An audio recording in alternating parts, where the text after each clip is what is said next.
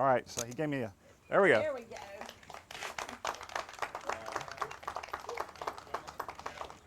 Previously, we were located 2 miles down a dirt road in the middle of a spray field. When the weather got bad, we couldn't even get down there. The road was so terrible, it flooded so bad and stuff, we wouldn't even be able to make it down there.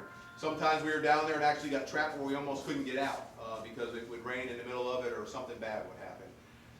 We had a little kind of trailer out there, which thankfully Bob Dudley, the sergeant before me, at least got electricity in there, so we had a little bit of air conditioning, but we had no running water.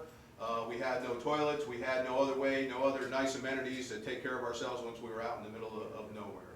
So when this facility became available, worked with Mr. Sampson there, and they were all for this, and it became a premier training facility for us to work at here. Obviously it's air conditioned, it has running water, it has restrooms, it has all kinds of good amenities that we can use. That room over there is our training room now, as you can surmise. We got a conference table where we can sit down and go over real world events, how they happen, what we can learn to make ourselves better, what we can do to change things and be safer in the job we do and use our dogs to our better ability. We have the kitchen area there where we can take care of the dogs and some dog food and supplies that we need to as we do. And one of the most important things was the storage area out here where we can keep our equipment that doesn't get moldy now, it doesn't get wet, it's all organized in one spot, ready to be grabbed and handled and taken care of. So this building here is going to be a huge asset to us. It already has been in the couple months that we've been using it, and the training we've been able to garner. Everybody knows, but it's that hot outside, it's hard to teach people. You know, everyone's concentrating on the heat and how miserable they are and stuff like that, and you just can't really teach. When you got a nice air-conditioned environment where you can be alone in here, we can discuss things that we need to without fear of interference or those kinds of things. It's great, and it adds to the training atmosphere huge. As we're this building here, again, you can look at it anytime you want, anything you need to see in here. We also have turned it into a memorial. As you can look at the one wall, there's all the teams of the past since the very beginning on this, all the way to present. You know, between Sergeant Roy Parker, who started the unit, to Sergeant Bob Dudley, who took over it afterwards, to me. All those history photos are there on the wall so we can remember where we came from to where we are now. Now obviously we have some other historical pictures around here just to remember the people of the past who were canine handlers and things that went on. And of course Sheriff Ashley is a member of numerous of those pictures, as he was a member of the K9 unit during those early periods that we had a K9 unit. So this building here, once again, fabulous for us. Not to mention the rest of the property. We have shade when we're outside working, which is super. We didn't have that before. You know, we have easier maintenance, quick access to the place where we can get in and out of here. There was lots of times we were down that 2-mile dirt road and we'd get an emergency call we had to go handle. Man, it would take us at least 15 minutes to drive those 2 miles because of how rough and bad the road was. Now if we need to, we're right out of here in the central area. We can get wherever we need to in a quick manner. So, again, this has been a great blessing so far. And for those of you who would like to, you can accompany me outside. I'll show you some of the plans we'd like to have for the facilities that are outside here now, and to make this a big, huge training area, and not just for K9, but if we get some buildings set up the way we want them, the sheriff's office can come out here and do some training on building entries and clearing houses and things like that along the way. So the bigger plan is not just to be a K9 training area, but to let the sheriff's office come in here and use some of the facilities we have to train the entire sheriff's office.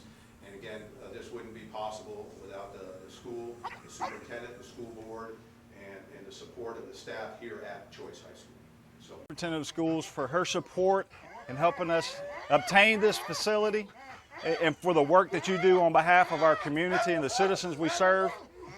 And Miss Mary Beth, I can't thank you enough from where we've come from to where we're at now in our relationship in school resource officers and now our K9 training facility. And I just want to thank you for your continued support, and we promise we'll be good tenants.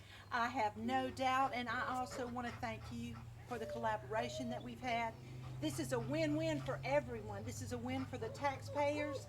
When we can use a facility together and we get to trade off a little bit here and there, it saves the taxpayers dollars. But I love to look up here and see these officers looking out over our school, this school. Thank you so much.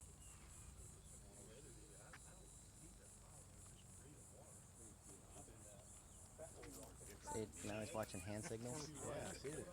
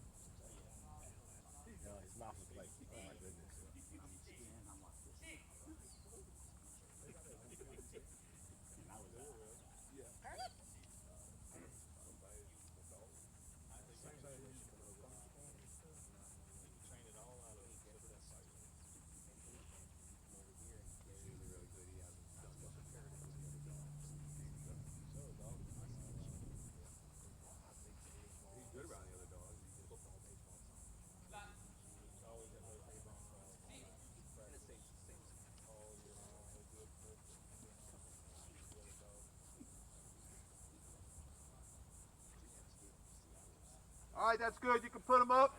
Martin, leave them out for bite work.